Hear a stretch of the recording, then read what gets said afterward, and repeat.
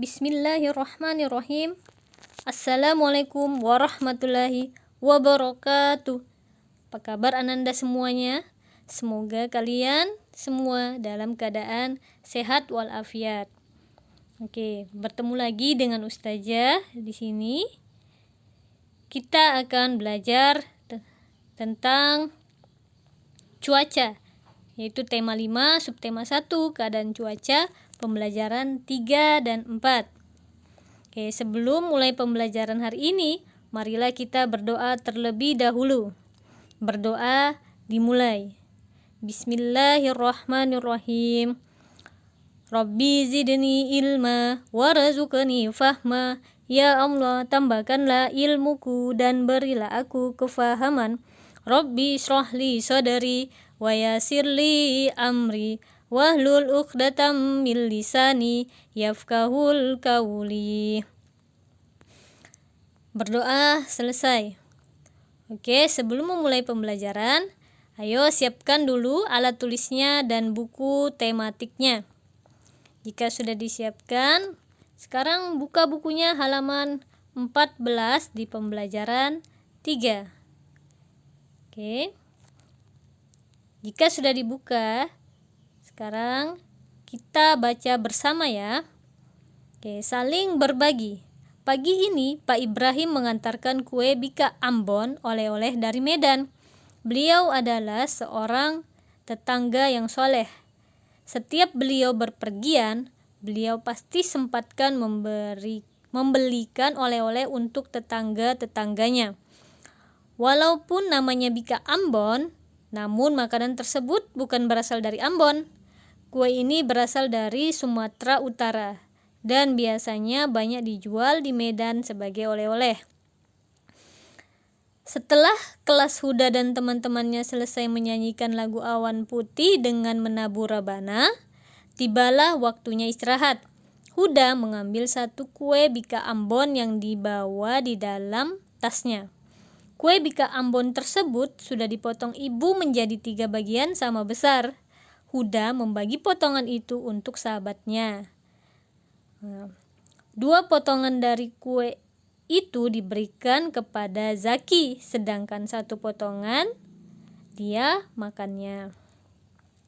Bagian yang diterima Zaki adalah 2 dari 3 bagian. Jadi Huda memberikan 2 bagian dari 3 potong kue yang diberikan oleh ibu. Nah, jadi bisa ditulis 2/3 bagian. Nah, bagian yang diterima Huda adalah 1 dari 3 bagian. Atau bisa ditulis 1/3. Kenapa? Karena potongannya kan ada 3. Nah, yang 2 sudah diberikan ke Huda, jadi sisanya 1 untuk dimakan oleh Huda. Jadi 1/3 untuk Huda dan 2/3 untuk Zaki. Oke, selanjutnya bel berbunyi sebagai tanda istirahat telah selesai dan para siswa-siswi masuk ke dalam kelas masing-masing. Di kelas Huda, ibu guru menjelaskan pelajaran tentang pecahan. Oke.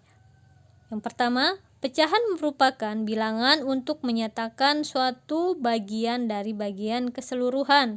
Contohnya, 1 potong semangka dari 4 potong semangka dinyatakan sebagai pecahan, yaitu 1/4. Nah, bisa kita gambar, misalnya bulat seperti ini, terus ada 4 potong. Nah, ada 4 potong semangka, lalu ada berapa bagian yang diarsir? Ada 1. Nah, contohnya seperti ini gambarnya. Terus yang kedua, bilangan pecahan dituliskan A/B dengan A sebagai pembilang. Oke, A itu adalah pembilang ya.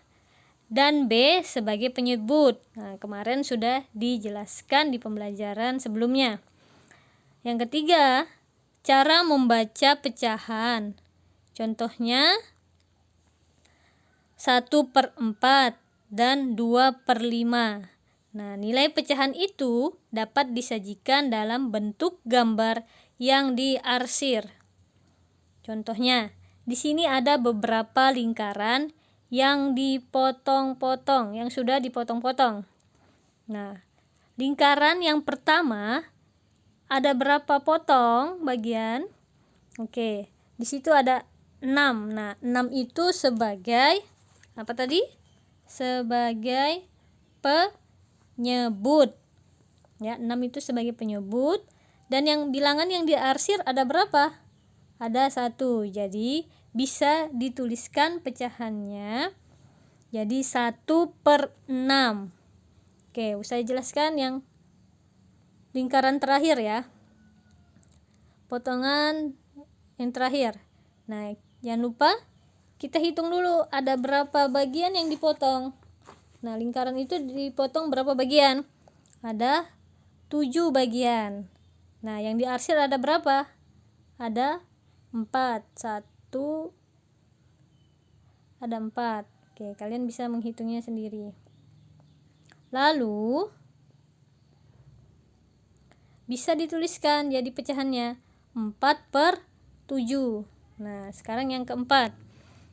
Pada garis bilangan, pecahan yang letaknya di sebelah kanan itu lebih besar. Nah, sebelah kanan itu lebih besar. Sebaliknya, jika dia sebelah kiri, maka nilainya lebih kecil. Nah, saja minta tolong itu dicoret, salah tulisannya, seharusnya itu lebih kecil. Yang berada pada satu garis tegak nilainya sama besar. Oke, contohnya yaitu 1/6 lebih kecil dari 2/6. Kenapa? Karena 1/6 itu ada di sebelah kiri, sedangkan 2/6 ada di sebelah kanan. Jadi 1/6 itu lebih kecil. Oke, selanjutnya, contoh selanjutnya 2/3 lebih besar dari 3/6. Kenapa? Karena 2/3 ini 2/3 ini berada di sebelah kanan, sedangkan 3/6 berada di sebelah kiri. Jadi kalau dia di sebelah kanan berarti dia lebih besar. Oke, selanjutnya nih, 4/6 sama dengan 2/3. Kok bisa sama dengan Ustazah? Karena kenapa? Karena dia garisnya saling tegak lurus. Mana? 4/6 dan 2/3 nih, satu lurus. Nah, sama. Jadi sama dengan. Oke, selanjutnya pecahan yang berada pada satu garis tegak memiliki nilai yang sama. Contoh bilangannya yang Ustazah garis ini nih, 1/2, 1/3 dan 1/4. Nah, selanjutnya lagi nih, contohnya ya, Ustazah contohkan ya. Contoh bilangan pecahan yaitu nih 1/2. Nah, yang diarsir adalah 1/2. Kenapa?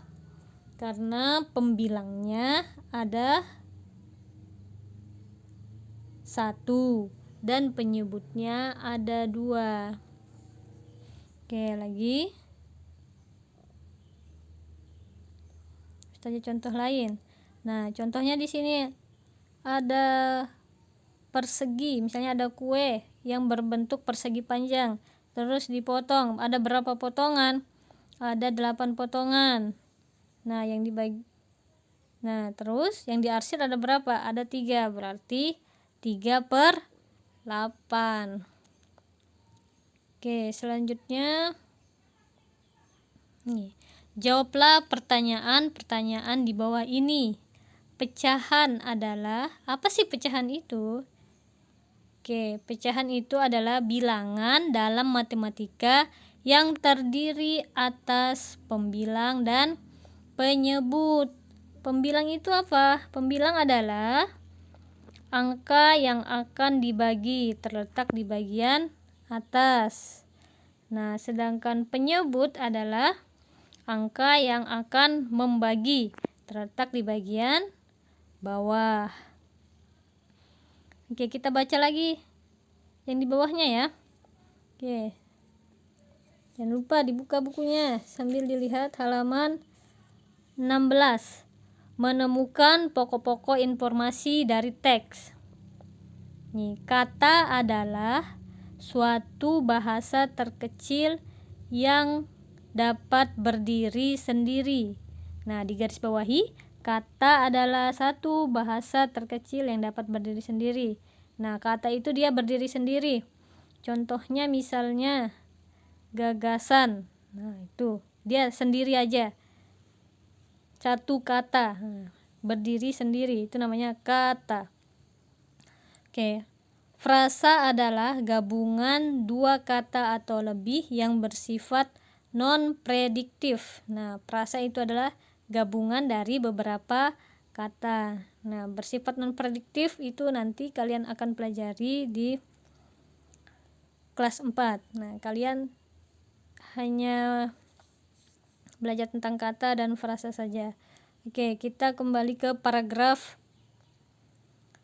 yang bawahnya, pokok pikiran. Nah, ini adalah yang kita bahas. Pokok pikiran. Pokok pikiran adalah ide utama dalam sebuah paragraf. Nah, paragraf itu biasanya dia yang menjorok ke dalam. Nih, contohnya di menemukan pokok-pokok informasi dari teks ini ada 2 paragraf. Nih, dia biasanya menjorok ke dalam. Ini 1 paragraf yang kata, itu 1 paragraf. Nah, pokok, 2 paragraf, berarti paragrafnya ada 2. Oke, selanjutnya pikiran pokok disebut juga pikiran utama, gagasan utama, atau gagasan pokok. Setiap paragraf satu pikiran pokok yang merupakan inti dari pembicaraan yang ada pada paragraf tersebut. Nah, pikiran pokok dalam suatu paragraf biasanya terdapat di awal, tengah, atau akhir paragraf. Nah, itu ini diingat ya, biasanya ide pokok itu terdapat pada di awal, di tengah, atau di akhir paragraf. Nah, pikiran pokok terdapat dalam kalimat yang paling umum dan biasanya dijelaskan dengan kalimat lain, yaitu kalimat-kalimat penjelas sebagai uraian dari pikiran pokok atau gagasan pokok. Sedangkan paragraf merupakan kumpulan kalimat yang saling berhubungan dan membentuk sebuah ide atau gagasan. Oke, next, selanjutnya. Nah, ini tidak usah. Nih, langkah-langkah mencari pokok pikiran adalah dalam sebuah teks. Nih, langkah-langkahnya itu yaitu ada 3 saja. Nanti yang pertama yaitu membaca dengan cermat setiap paragraf, menemukan ide pokok pada paragraf, terus menandai ide pokok paragraf. Nah, jika sudah dibaca dan menemukan ide pokok paragrafnya, maka ditandai atau digarisi. Nah, untuk menemukan ide pokok itu biasanya setiap paragraf terdapat pada awal, tengah, atau akhir paragraf. Oke, selanjutnya, nah, tugas pertama kalian adalah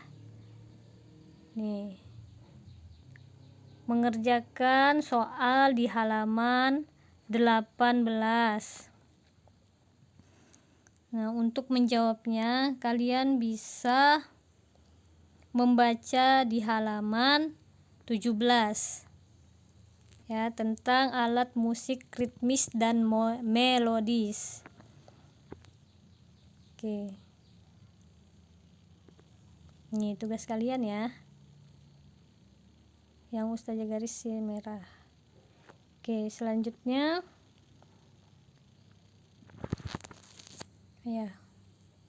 selanjutnya nih, ayo berlatih. Paman ingin menginfakkan 1/10 dari 20 buah mangga yang ia petik tadi pagi. Bantulah paman menghitung jumlah buah yang harus ia bagikan. Oke.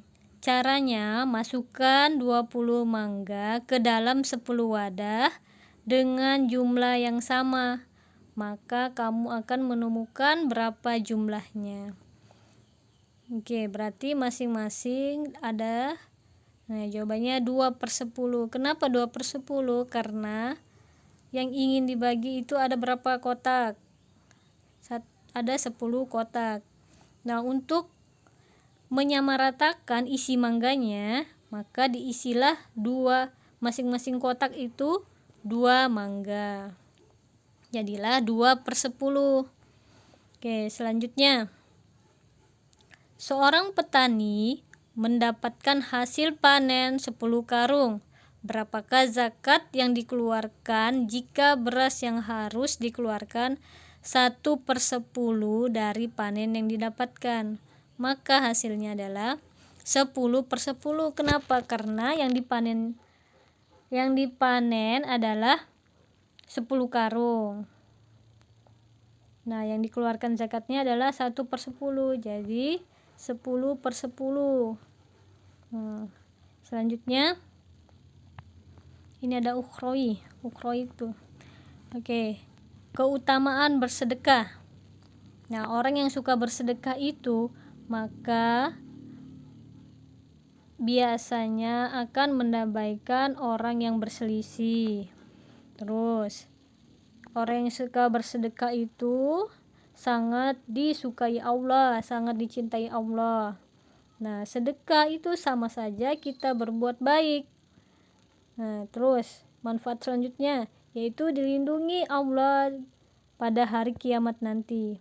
Jadi, kalian itu harus bersedekah, tapi harus dengan rasa ikhlas ya. Dengan ikhlas, bersedekah itu harus dengan ikhlas agar kita mendapatkan 4 keutamaan bersedekah tadi.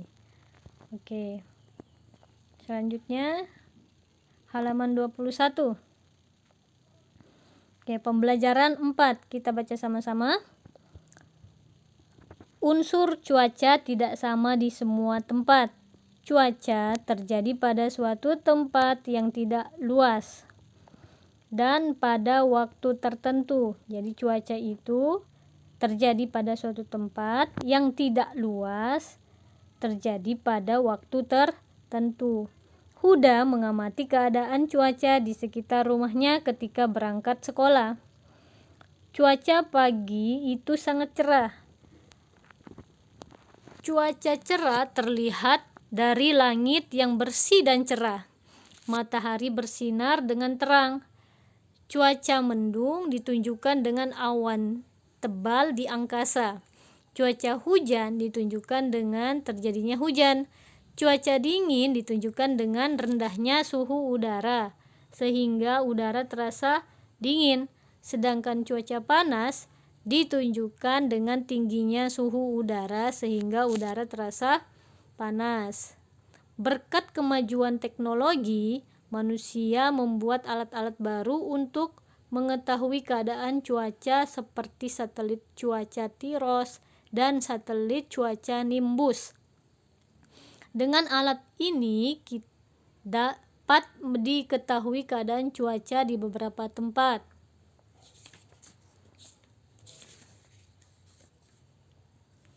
Perkiraan cuaca yang dapat membantu usaha petani dan nelayan serta bermanfaat bagi lalu lintas udara dan penerbangan. Bagi petani, perkiraan cuaca digunakan untuk pertimbangan waktu tanam. Bagi nelayan, perkiraan cuaca digunakan untuk pertimbangan waktu menangkap ikan. Keadaan terbang yang akan melakukan penerbangan jika melihat keadaan cuaca. Jika cuaca tidak baik, maka penerbangan tidak boleh dilakukan karena akan membahayakan. Oke, penerbangan dapat dilakukan jika keadaan cuaca baik. Oke, di sini ada arti kata, kalian bisa isi. Panas itu adalah tingginya suhu udara. Berawan artinya apa? Oke, tidak usah dikerjakan, kalian sebagai latihan saja. Oke, selanjutnya tuliskan unsur-unsur yang mempengaruhi cuaca pada kolom di bawah ini. Mana sih yang termasuk unsur-unsur cuaca? Ini loh unsur cuaca itu nih, sudah ada di bawah jawabannya. Unsur cuaca itu adalah ada suhu udara, tekanan udara, kelembapan udara, curah hujan, keadaan awan, dan keadaan angin. Oke, itu adalah unsur-unsur cuaca, ada 6. Oke, selanjutnya ayo mengamati. Mereka ingin mengungkapkan hasil diskusi mereka kepada teman-temannya, baik dalam ejaan maupun tanda bacaannya. Untuk menyampaikan ide dibutuhkan kalimat yang baik sesuai dengan kaidah tata bahasa serta efektif. Kalimat efektif dapat digunakan untuk menyampaikan gagasan atau ide yang ingin disampaikan oleh penulis dan pembicara. Beberapa ciri kalimat efektif yaitu memiliki unsur minimal, subjek, dan predikat. Nah, nanti akan dibahas di pembelajaran selanjutnya. Penggunaan kata yang tidak boros artinya kata yang bermakna sama, tidak diulang pemakaiannya, dan memiliki makna yang jelas dan logis. Coba perhatikan dua kalimat ini. Oke, yang pertama, Zaki sangat mau sekali makan daging lembu sapi. Yang kedua, Zaki makan dengan daging sapi. Oke, nah ini adalah kalimat yang tidak efektif atau tidak logis. Contohnya nih, Zaki sangat mau sekali. Mau sekali. Nah, mau ini tidak efektif, seharusnya bisa diganti dengan ingin atau ingin sekali, ingin. Nah, itu sudah, mau itu sudah tidak efektif. Sekarang yang kedua, Zaki makan dengan daging sapi. Nah, ini ada kata dengan, ini tidak efektif. Oke, selanjutnya kita ke halaman 23. Nah, di halaman 23 ini silahkan kalian baca masing-masing ya, karena di sini ada daftar makanan khas Indonesia. Silahkan dibaca. Nah, lalu untuk tugas kedua kalian di pembelajaran keempat adalah nih, kalian menuliskan nama khas makanan, terserah mau makanan dari asal mana saja. Lalu kalian tuliskan bahan-bahan untuk membuatnya ya. Oke, ada 2 tugas di pembelajaran ini. Oke, selanjutnya nah, ini ada halaman 25 ini pelajaran PJOK.